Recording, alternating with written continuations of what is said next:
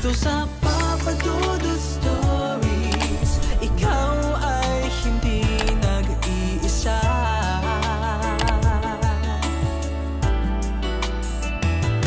Dito sa Papa Dudut Stories, may nagmamahal sa'yo.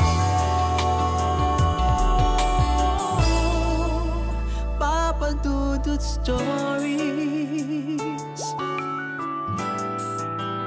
Papa Dudut Stories. Sa lahat po ng mga nakatutok ngayon, huwag pong kalimutan mag-like, mag-share at mag-subscribe. Maraming salamat po sa inyong lahat.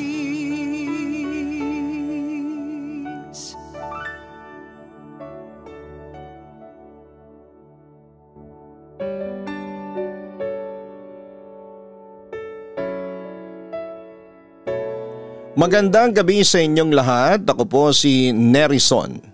31 years old sa ngayon, binata at nakatira dito sa Tondo sa Maynila. Kasalukuyan akong isang working student at nagtataka kayo. Nasa edad kong ito ay nag-aaral pa rin po ako. Dahil yon sa lumaki ako sa hirap, pero gumagawa talaga ako ng paraan para makapag-aral. Makapagtapos at matupad ko ang aking mga pangarap. Siya nga pala ang ikukwento ko sa inyo ay nangyari noong bata pa lamang ako. At nasa inyo na lamang kung maniniwala kayo sa akin o hindi. Papadudot na kagawian na nating mga Katoliko ang pagpapahid ng kanilang mga palad o mga panyo sa ribulto o mga poon sa simbahan sa paniniwalang gagabayan sila ng mga ito o bibigyan ng grasya. Kaya naman pagkatapos ng misang yon ay napansin kong nagsilapitan ng mga tao sa napakalaking rebulto ng nasabing Heso Kristo na katabi lamang ng pintuan ng simbahan.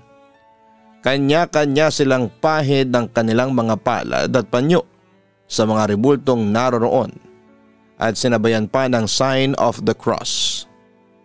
Sa dami ng taong nakapila sa mga rebulto, ay minabuti ko na lamang na umupo muna at maghintay sa pagluwag ng pila upang makasingit din ako. Inabot din ako papadudot ng 10 minuto bago tuluyang naging bakante ang simbahan.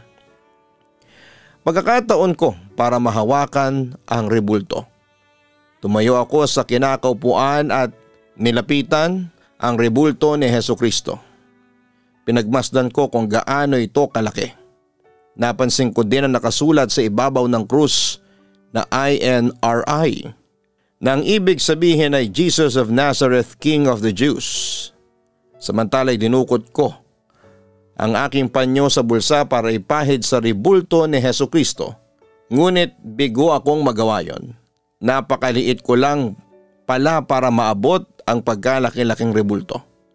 Kahit talampakan ng Panginoon ay halos hindi ko kayang abutin.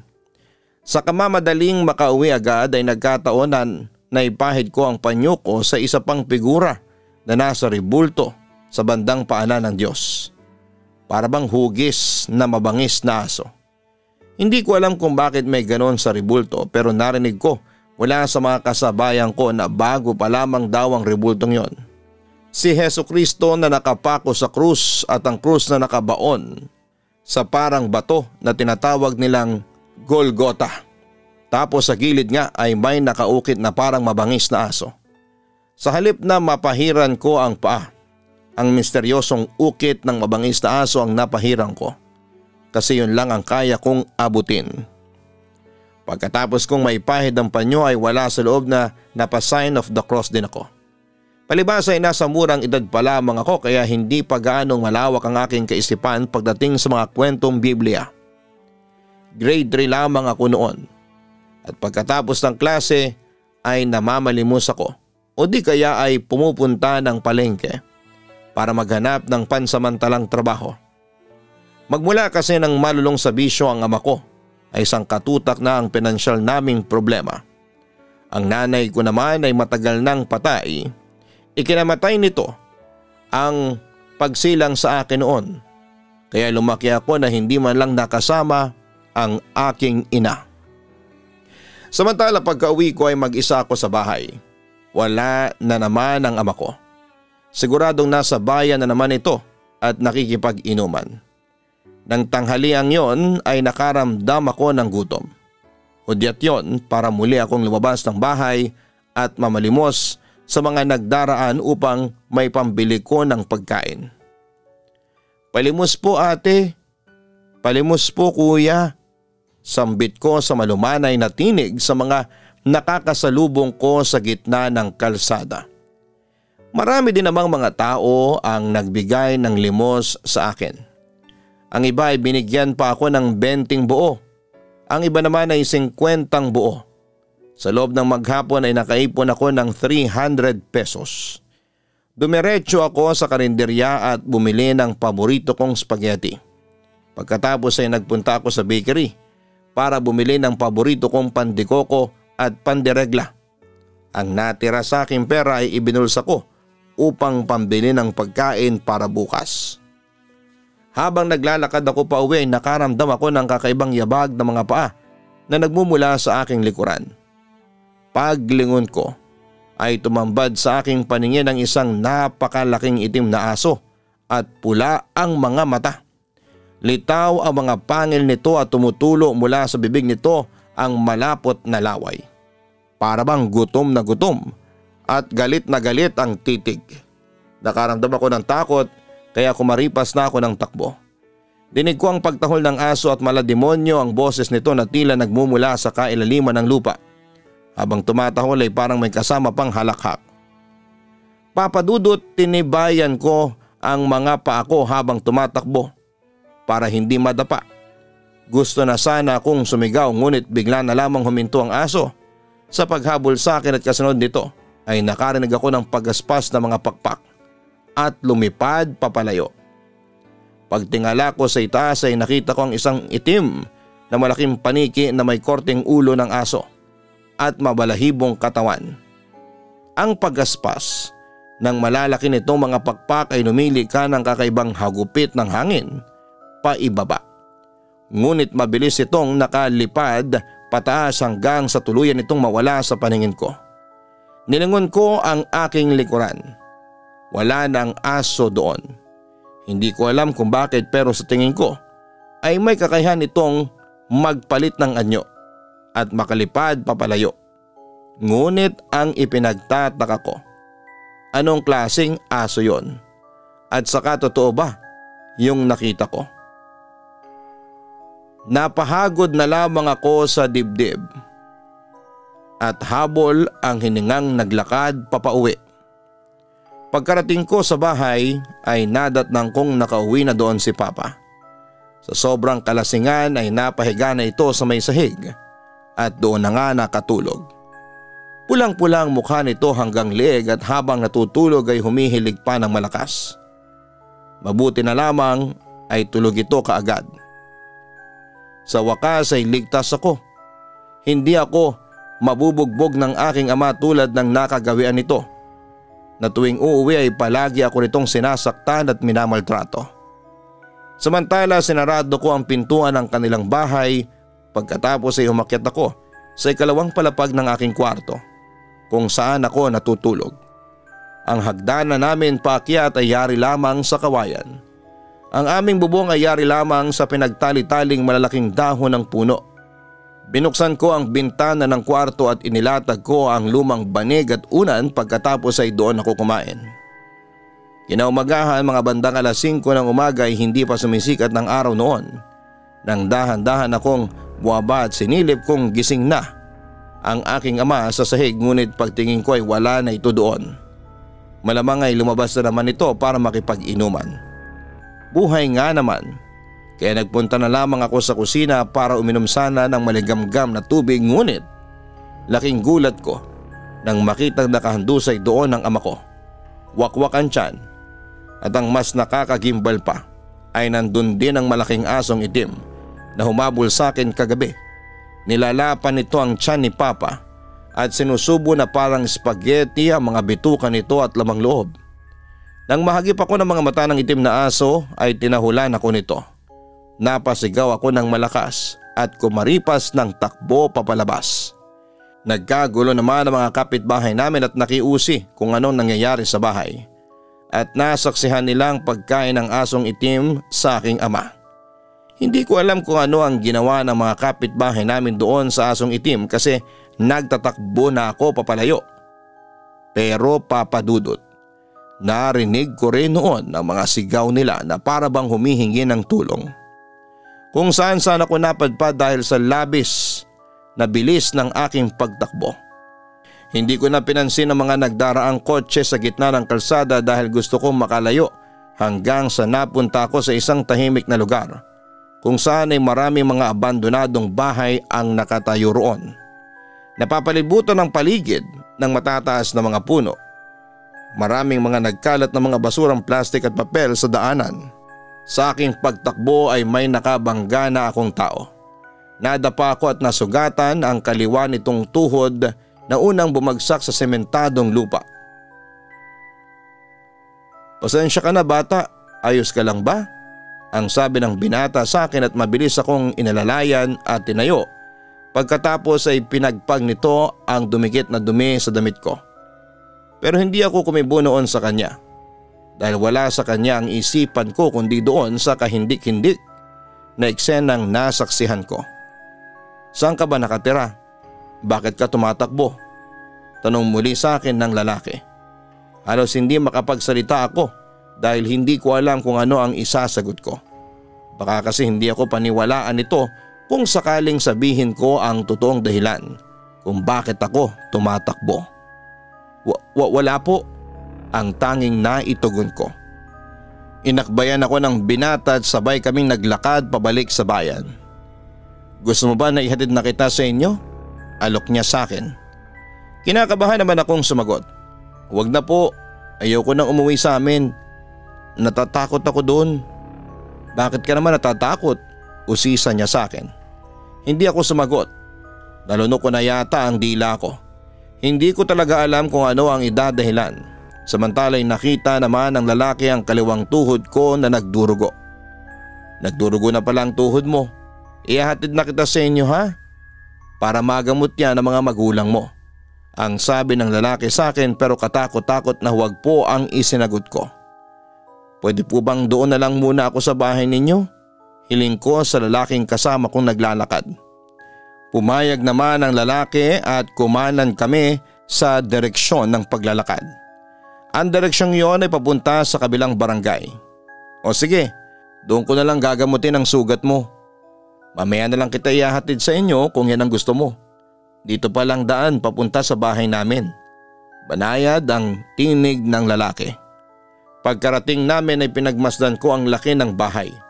Para itong simbahan kung titignan sa labas. Malawak ang bakuran at napapalibutan ng mga halaman at halatang luma na ang kulay ng bahay. Ang iba ay bakbak na at ang pintuang yari sa kahoy ay butas-butas na. Wala itong pinagkaiba sa mga abandonadong bahay na makikita roon. Kung titingnan mo sa labas, ang bahay ko parang haunted.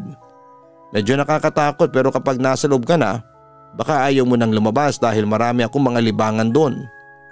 Ipapahiram ko rin sa iyo ang mga laruan ko noong bata pa ako.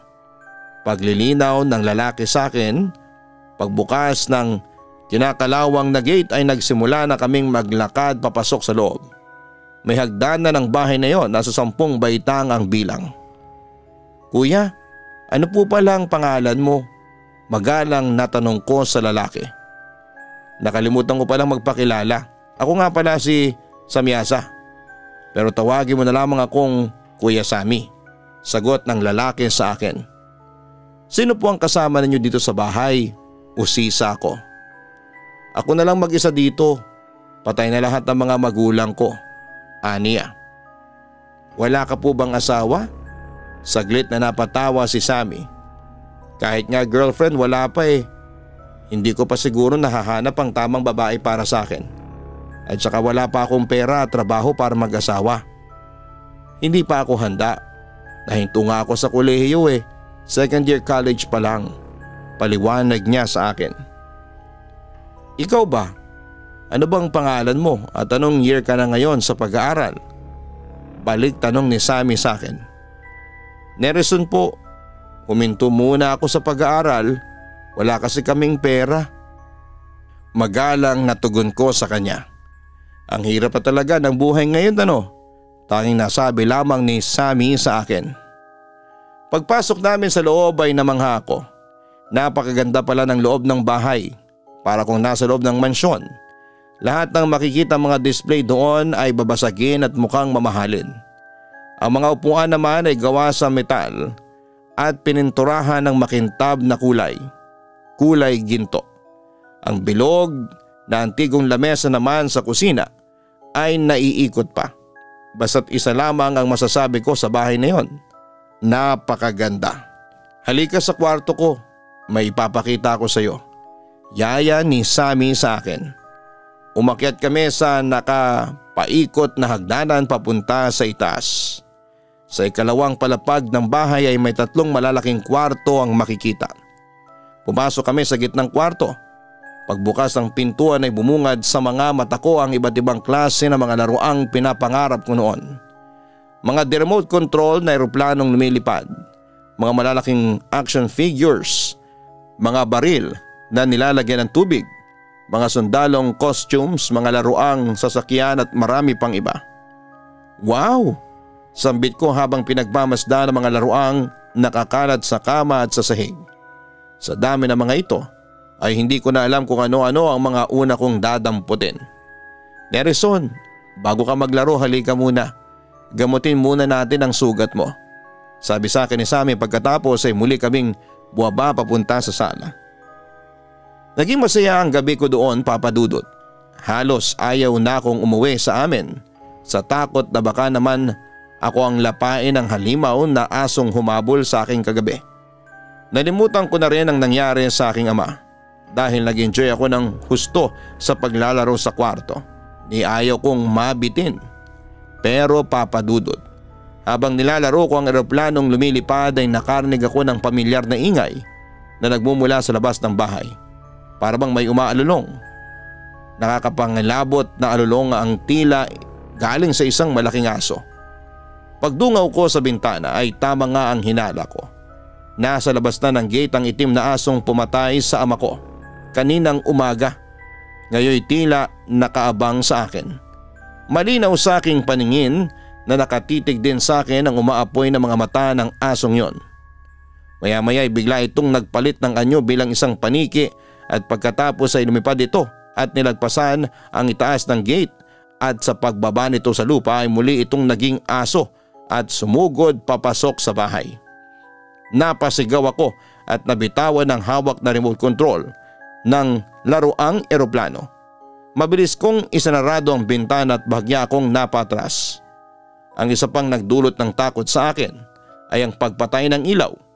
Dumilim ang buong paligid at humangin ng malakas. Napasiksik ako sa sulok ng aparador at nagsisisigaw.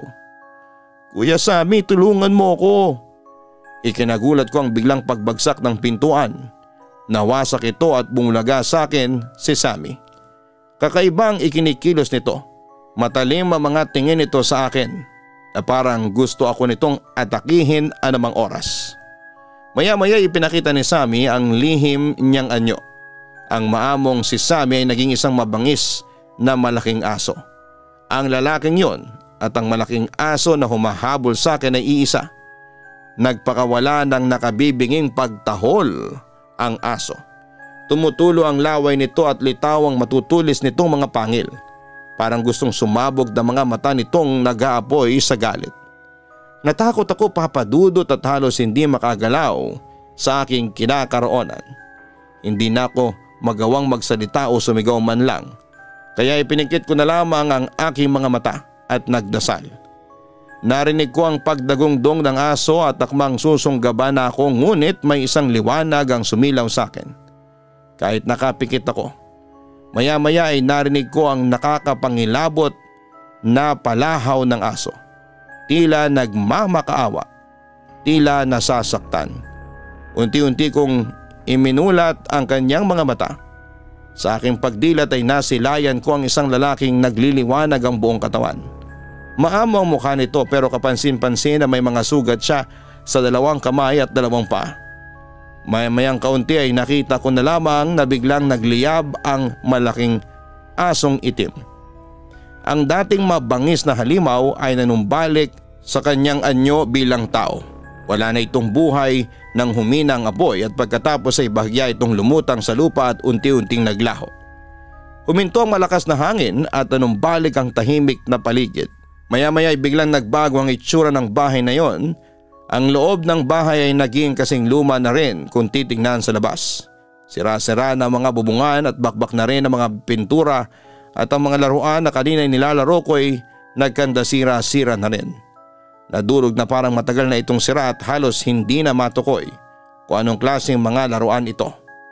Hindi ko na rin mamukhaan kung saan doon ang eroplanong laruan na nilalaro ko kanina. Tumayo ako at mabilis na bumaba at lumabas ng bahay. Samantala'y nagmamadali akong pumunta sa simbahan ng gabing yon. At doon ko na-realize na yung nagligtas sa akin ay walang iba kundi ang rebultong nakapako sa krus at may salitang INRI sa ibabaw. Lumuhod ako malapit sa harap niya para magpasalamat dahil nakaligtas ako kanina sa masamang nilalang na gustong pumatay sa akin. Habang ako'y nakaluhod, ay naabutan ako ng pare na paalis na rin sana ng simbahan. Lumapit ang pare at kinausap ako. "Iho, gabi na. Anong ginagawa mo rito? Saan ka ba nakatira?" Nilingon ko ang pare at nakangiti ito sa akin at walang duda na isa itong tunay na tao. Kumpara kay Sammy na isa palang halimaw na nagpapanggap lamang na tao. "Father, nagpapasalamat lang po ako dahil nakaligtas ako kanina doon sa aswang na humahabol sa akin," sabi ko sa mahinang tinig. Nagtaka ang pare at napakunot ang noo. "Ano ka mo, aswang?" "Hindi ko po alam, Father, basta kanina may gustong manakit sa akin. Nakakatakot po, parang..." Pagkatapos ay tinuro ko ang rebulto ni Hesukristo na malapit sa pintuan ng simbahan. "Yun pong itim na aso dun sa ilalim. Ganun yung itsura ng asong umahabol sa akin kanina. Parehong-pareho sila tapos ganyan din po yung itsura ng lalaki nagligtas sa akin kanina," ang sabi ko. Lumapit naman yung pare sa rebulto at sinuri ang bandang paanan ni Hesukristo. "Wala naman dito yung sinasabi mong aso."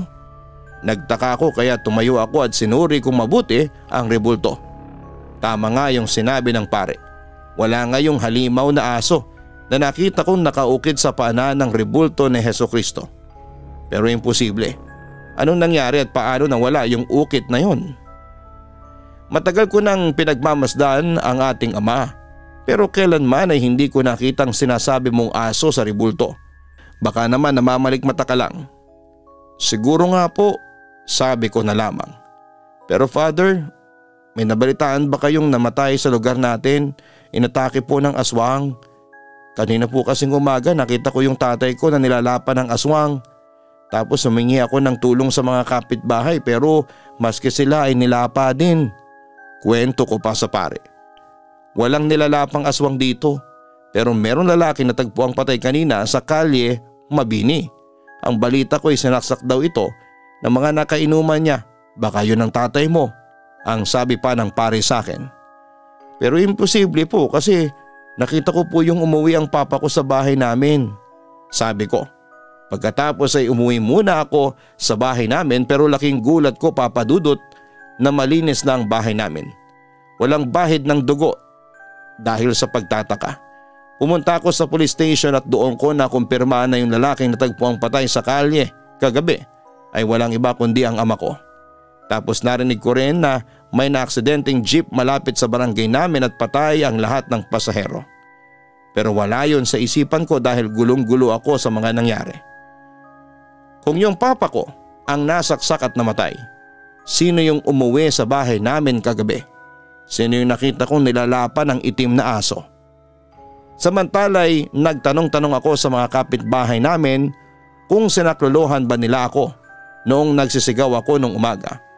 Pero tinanggi nila ang sinaklolohan nila ako. Hanggang sa may na-realize na lamang ako, hindi kaya si Papa at yung mga taong pinagkamalang kong mga kapitbahay na sumaklolo sa akin ay mga multo na. O baka naman hallucination ko lang ang lahat. Sa kabilang banda, muli akong bumalik ng simbahan at naabutan ko ang paring kausap ko lang kanina na may kausap na mga sakristan. Mamayang kaunti lumapit ito sa akin. Ano iho? Nahanap mo na ba ang kasagutan sa mga katanungan mo? Tanong niya sa akin. Opo Father, si Papa po yung patay na natagpuan po sa kalye kagabi. Yung papang umuwi sa bahay namin multo po yata. Naguguluhan kong sagot noon. Mamayang kaunti ay ikinuwento ng pare ang kwento ng rebulto ni Hesukristo na nakadisplay sa tabi ng pintuan ng simbahan. Dati raw ay may isang tao ang nagnakaw noon. May mga kasabwat itong itim na lalaki at binuhat nila ang rebulto. Bago pa lang kasi ang rebultong yon noon at kumalat ang balitang mamahalin daw yon dahil ginawa pa yon sa ibang bansa. Milyon ang halaga ng malaking rebulto ni Hesukristo sa simbahang yon kaya marahil ay may mga masasamang loob ang nagbalak na nakawin ito para ibenta. Naitakas nga ng mga magnanakaw ang rebulto at isinakay nila ito sa isang malaking truck ngunit nahuli naman sila sa mga CCTV camera na nakakalat sa mga poste kaya nasundan sila ng mga pulis. Dinala nilang rebulto sa isang malaki at lumang bahay na parang kinorteng simbahan. Matatagpuan yon sa kabilang barangay. Bago pa matunto ng mga pulis ang lungga ng mga magnanakaw ay nakatakas na silang lahat maliban lamang sa isang taong naiwan doon. Yon ang kanilang amo na nagngangalang Samuel alias Sammy. Pinalibutan siya ng mga pulis noon ngunit ayaw pa rin niyang isauli ang rebulto. Matigas ang puso nito at matibay ang loob.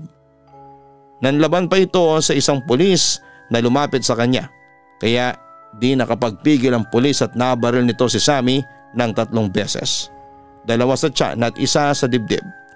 Napabulagta si Sammy at tumama ang ulo nito sa ilalim ng rebulto sa paanan ni Hesukristo. Nabahiran niyo ng dugo. Agad na nilabas ang bangkay at isinakay nilang muli sa truck ang malaking rebulto. Hindi na nila napansin ang dugong dumikit at natuyo malapit sa paanan ng tinatawag na Inri. Teka Father, sabi niyo po Samuel ang pangalan ni Sammy? Nakita ko po siya kanina at ang sabi niya sa akin Samyasa po ang buong pangalan niya, hindi Samuel. Bigla kong sabi. Iho, hindi yon Samuel, isa yung demonyo. Si Samyasa ay ang pinuno ng tinatawag na Watchers na nagrebelyo noon sa ating Panginoon. Sinumpa siya ng ating may kapal kaya umanib si Samyasa sa kadiliman. Iho, demonyo yung nakita mo kanina na ibulalas ng pare na siyang ikinatakot ko. Kaya agad akong ipinagdasal ng pare at binigyan ng bendisyong medalyon ni San Benito at isang rosaryo. Tatawag na rin daw siya ng DSWD dahil isa na akong ulila at wala na mag-aalaga sa akin. Tumango lamang ako noon sa pare at nagpasalamat. Pero gulong-gulo ako noon sa nangyari sa akin. Hindi ko alam kung totoo ba yung nangyari sa akin o nananaginip lamang ako. Pero sa kabila ng lahat, maliwanag na sa akin kung anong klaseng misteryo ang nakakulong sa rebulto ng Inri. Bago tuluyang umalis ako sa simbahan ay muli pa akong nagdasal. Ipinagdasal ko na sana'y matahimik na ang kaluluwa ni Sammy upang hindi na ito muling makapanakit pa ng ibang mga tao. Magmula noon ay natuto na ako na kilalanin ang bawat mga taong nakakasalamuha ko sa daan. Dahil may ilang mga tao o mga nilalang na kahit gaano kabanal iharap ang sarili ay may tinatagong lihim na lagim at ayaw na akong magpaloko sa mga kampo ng dilim. Sa ngayon Papa Dudut ay nasa hustong gulang na ako. Kasalukuyan akong nag-aaral ngayon at laking pasasalamat ko sa umampun sa akin na mag-asawang may edad na. Sila ang kasama ko sa ngayon at natutunan ko na silang mahalin at ituring bilang mga tunay na mga magulang. Papa Dudut, nasa inyo na po kung maniniwala kayo sa aking kwento o hindi.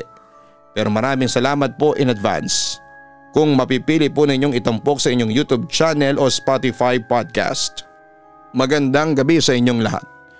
Lubos na gumagalang, Nerison. Maraming salamat Nerison sa pagbabahagi mo ng iyong kwento sa aming programa. Sa mga panahong inuulan tayo ng mga problema at pagsubok ay palagi nating tatandaan na huwag tayong mawawalan ng tiwala sa Panginoon. Mahal tayo ng may kapal at kahit kailan ay hindi niya tayo hahayang malugmok sa kadiliman. Tandaan din natin na anumang pagsubok ang dumating sa atin ay may katapusan din. At hindi yon ibibigay sa atin ng Diyos kung hindi natin kaya. Kaya huwag tayong sumuko at maging matatag at humingi ng gabay sa ating abang lumikha. Hanapin po ang Kaistorya YouTube channel at mag-subscribe. Ganon din ang Gian Giana Vlogs.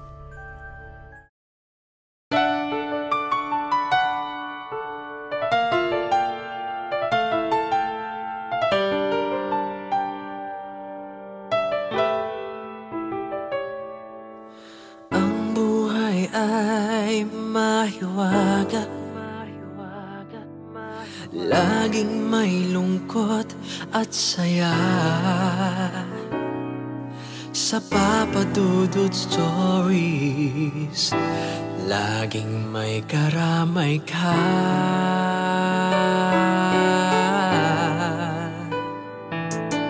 Mga problemang kay bigat, dito ay pakikinggan ka. Sa Papa Dudut Stories, kami ay iyong kasama. Dito sa Papa Dudut Stories, ikaw ay hindi nag-iisa.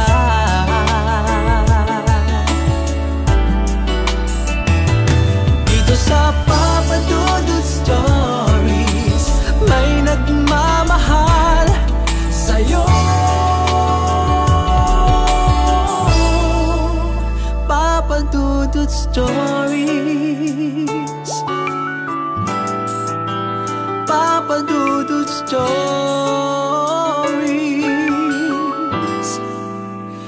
Papa Dudut Stories.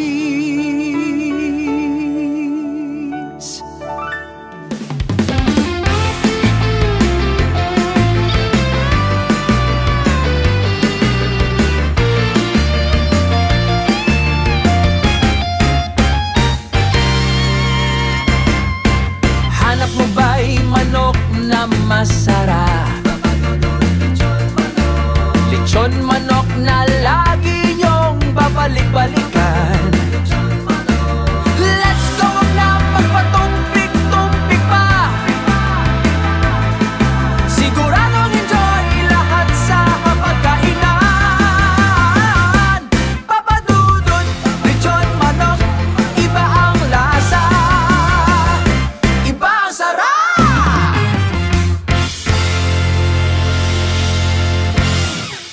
Hello mga ka-online, ako po ang inyong si Papa Dudut. Huwag kalimutan na mag-like, mag-share at mag-subscribe. Pindutin ang notification bell para mas maraming video ang mapanood ninyo. Maraming salamat po sa inyong walang sawang pagtitiwala.